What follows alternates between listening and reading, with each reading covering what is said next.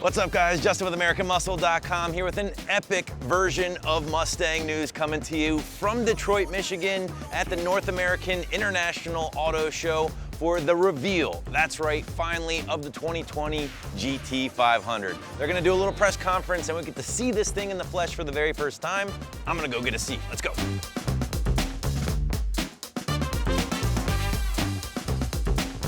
All right, guys, so we're inside the Ford booth here at the Covo Center. We are just moments away from the big reveal, the 2020 GT500.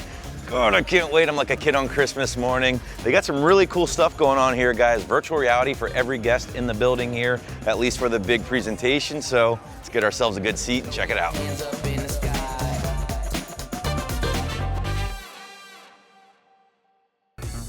Well, Joy, if you're ready to race, first thing we have to do is pick a GT500, and we have some great choices. Our first choice is a great 67 first year of the GT500, and it's in that beautiful original Shelby color scheme. You know, or I could go with the 1968 GT500 KR. It has even more power than the 67. That's right, the king of the road. We even have the last original Shelby GT500 from 1969 to choose from. And we have even a cooler one to choose. Wow, it's a GT500 mystery car. Let's unlock it and see what it can do.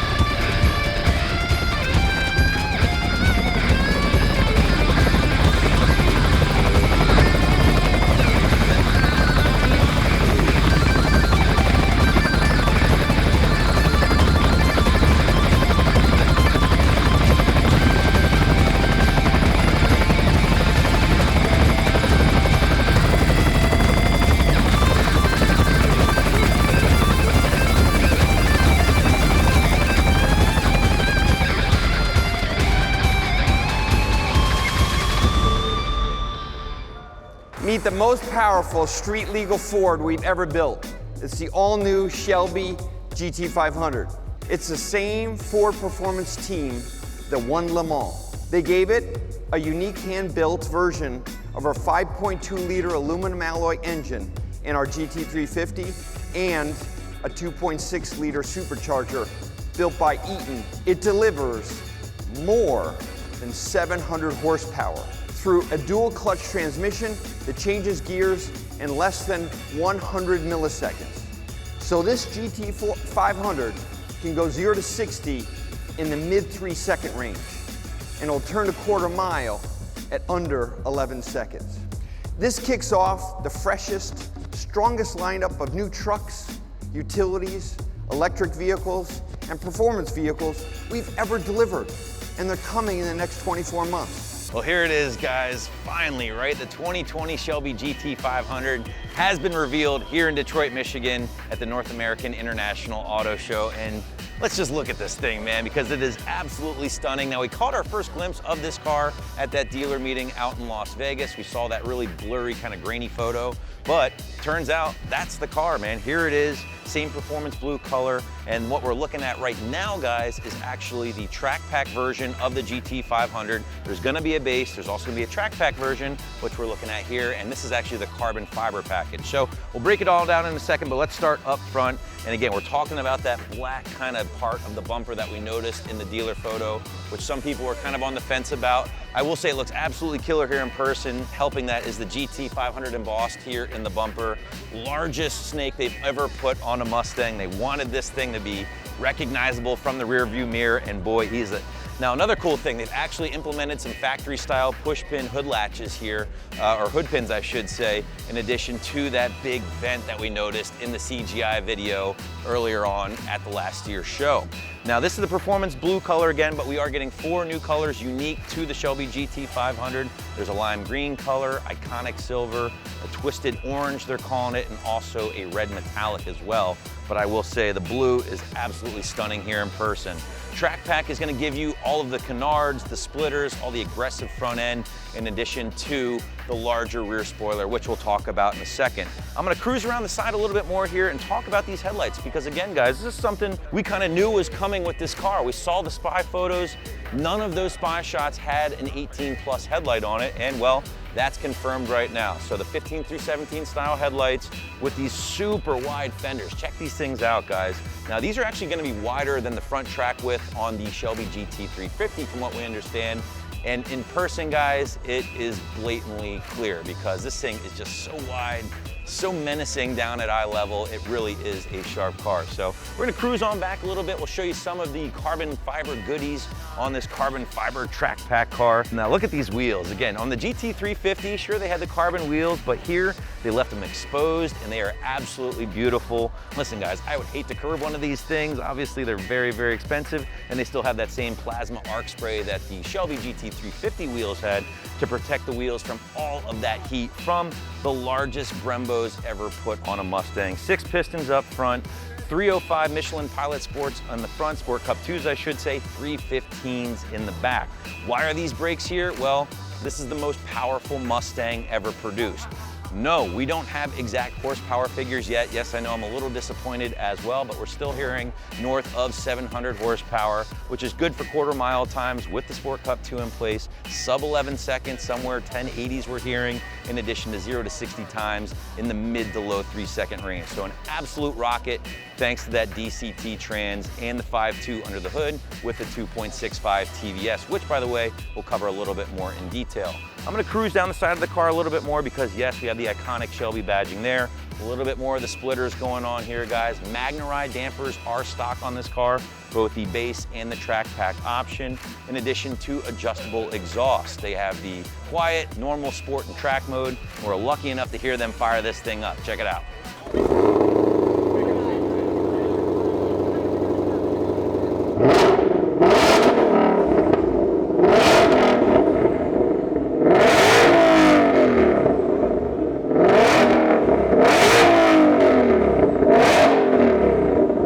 Obviously it sounds like a beast, a little bit more different from a standard Coyote, not quite as raspy as the GT350's flat plane because it's a cross-plane crank. It's not gonna have that kind of different tone that the other Shelby has. Now you're getting the black skull caps here, the gloss black. We were talking to a designer, he wanted everything from the waterline basically down low up to be gloss. He wanted a nice finish on it, and that's evident again with the skull caps, the grille, in addition to the wing out back.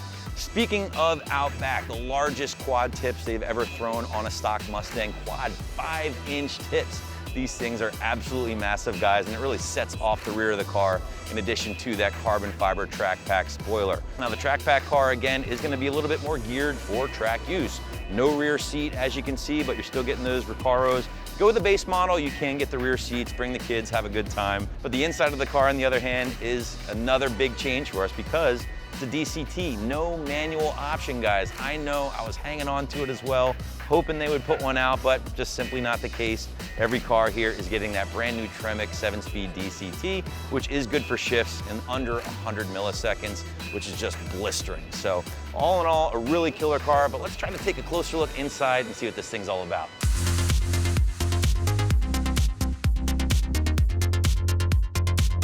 This is the shot, the money shot, if you will. We've been waiting to see with the DC trans in place, your gear select or lack thereof. Now it's a dial where your standard like lever shift would be. So this is very exciting. This is all new stuff for us. And to see a GT500 without a manual option at this time, a little bit of a shock to the system, but from what we hear, this Tremec DCT is going to be the truth, and it's gonna result in some pretty killer times on the street and of course at the track.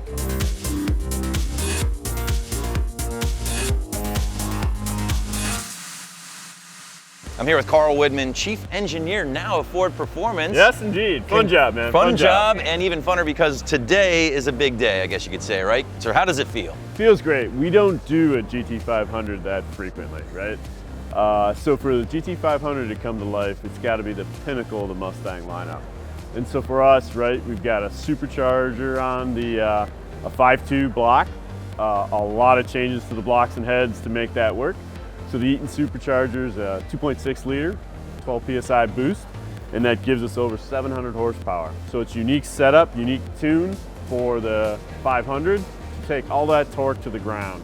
And so we're able to go below 11 seconds in a quarter mile. Wow. So right there, I'm just gonna speak on behalf of the community. They're probably wondering why the decision to offer DCT, which is a phenomenal trans, no one's knocking it, but some of the purists might wonder, where's their manual? We wanted to get a transmission that could transfer the torque to the ground. And we wanted to make this car not only straight line capable, which would have been like a standard automatic transmission, but we wanted to be track capable. And because it can shift that torque in less than 100 milliseconds, it's going to be the fastest way to put that torque down. Plus, on top of that, we can set it into the drive mode, so we can have different shifting characteristics if you're on the track, or if you're in sport, or if you're in a drag strip. Now you keep saying track, and I think a lot of people have to remember this is not a straight line only car, right? Despite what they want to believe.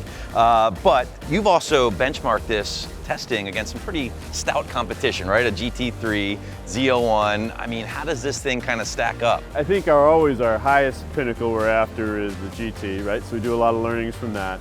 We learn from the race programs, from the GT4 race program, right? So you can see the wing behind us actually is the same airfoil from that.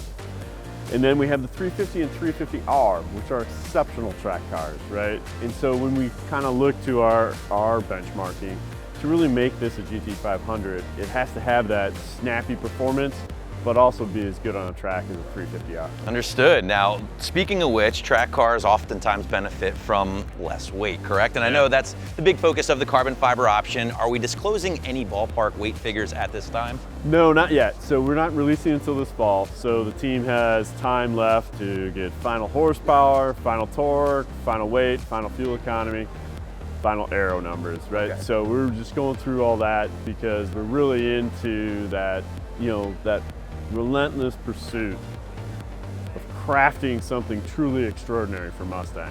One big question I get a lot of times as a representative of the Mustang community, especially with this car, when we saw the leaked images, we saw the spy photos, there's a lot of questions about still utilizing the 15-17 style headlights. And by the time this car comes out, we'll be 3 years removed from the changeover. So why stick with this? I know the Shelby GT350 did the same.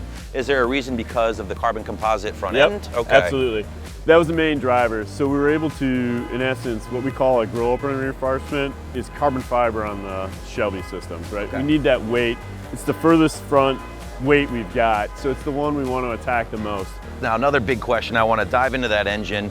5.2 based, is it similar to what we might see with the Cobra Jet as far as internals? Are there forged rotating assembly with this engine here, or is that? It's a different setup than the Cobra Jet, right? So we build this engine alongside the GT250 engine up in Romeo. And so what we're looking at is trying to start with that block. And so we had to heavily modify it to work in this application with the higher boost we have out of supercharger and the higher cylinder head pressures. So a lot of the stuff we drove was to get this engine to operate at, really high cylinder pressures. So that was the approach we took on this. So even the supercharger for our Eaton supercharger is really custom to this application, where we really dropped the rotating shafts, which are the heavy part, really deep into the valley to not only give us a lower CG, right, of the whole system, but to give us a lower hood height. Well, last but not least, the car is beautiful. What has been your biggest challenge to get to this point here today, Carl? I think it's really, it's a totally new powertrain system. And so it's totally new engine, totally new transmission, carbon fiber drive shaft, modifications to the torsion diff. It's all been about the powertrain and making sure as we go through the calibration of it, and then as we go into production, that all those little details are the best they can be. So that's the biggest challenge. And you've driven it, and you've 2 thumbs up. Absolutely. There you go. Tremendously fun car, tremendously fast car. That's awesome. Carl, I can't thank you enough. Thank you, sir. No problem. Congrats again.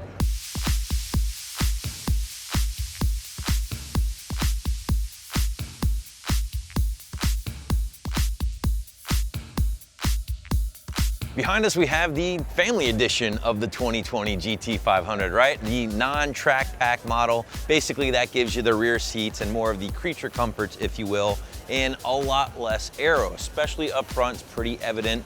Wheels are a little bit less aggressive because, let's face it, they're not carbon fiber, and you're also not getting that massive GT4 style spoiler on the back of this thing. But the color is dead sexy. I love that iconic silver.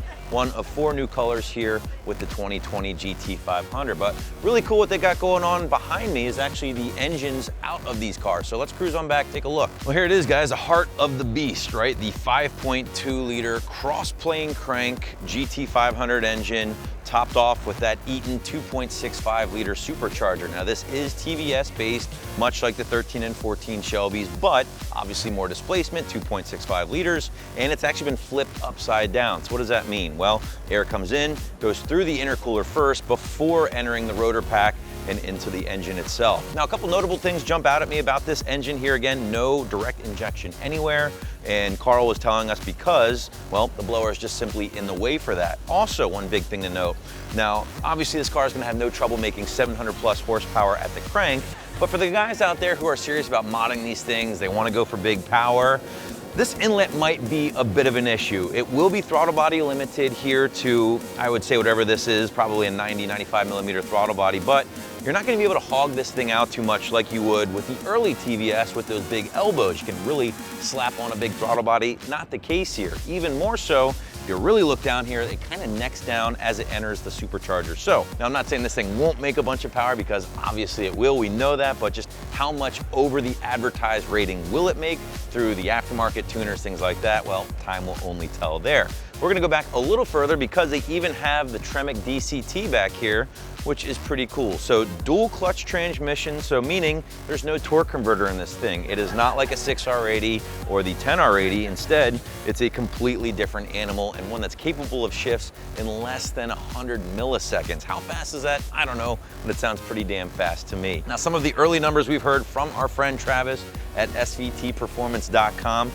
They said originally in the press conference, sub 11-second quarter-mile times. Well, Travis actually let us in on a little bit of a secret there, and he said the engineers were able to click off a 10.8 at 133 miles an hour with some of the early testings for the 2020 Shelby GT500 on that Sport Cup 2 tire. 0 to 60 time, he said right in that mid 3-second range, but heavily limited due to traction, as you might imagine, pumping out over 700 horsepower. So some promising figures here to begin, guys, but again, this will only get faster.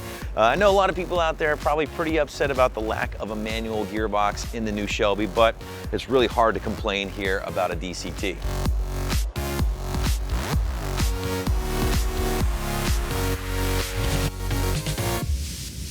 I'm here with Melvin Betancourt, one of the chief designers with the GT500. Now, Mel, listen, the GT500 is a legendary car. What goes into the task of being in charge of designing something like this? This is, from a design perspective, I had basically a mission, and the mission was to deliver an advanced design that maximized aero and also helped me manage thermal. Now, the reason you say to yourself, well, why that, is because this car became a numbers car, right? So that means we had to work with our cross-functional team, which would have been the engineers, the aero guys, and the chassis guys. So, being that said, I'm gonna focus you guys to the front, right? And I want you to look at this beautiful front end, right?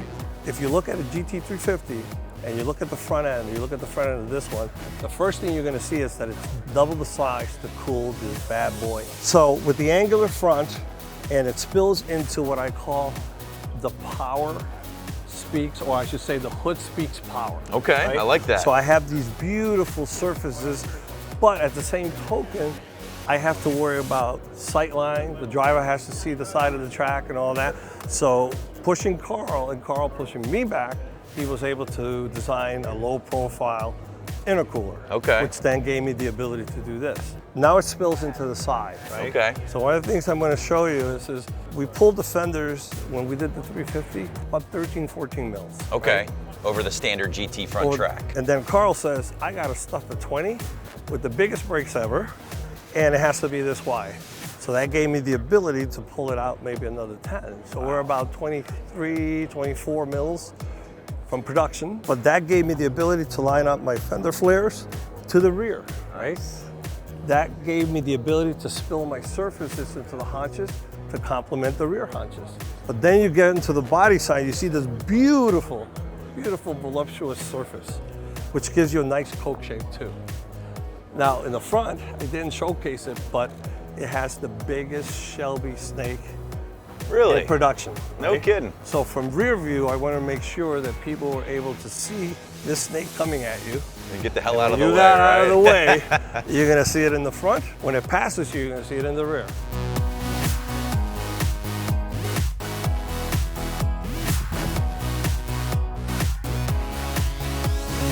Well, guys, that's going to wrap us up here from the Cobo Center for the reveal of the 2020 Shelby GT500.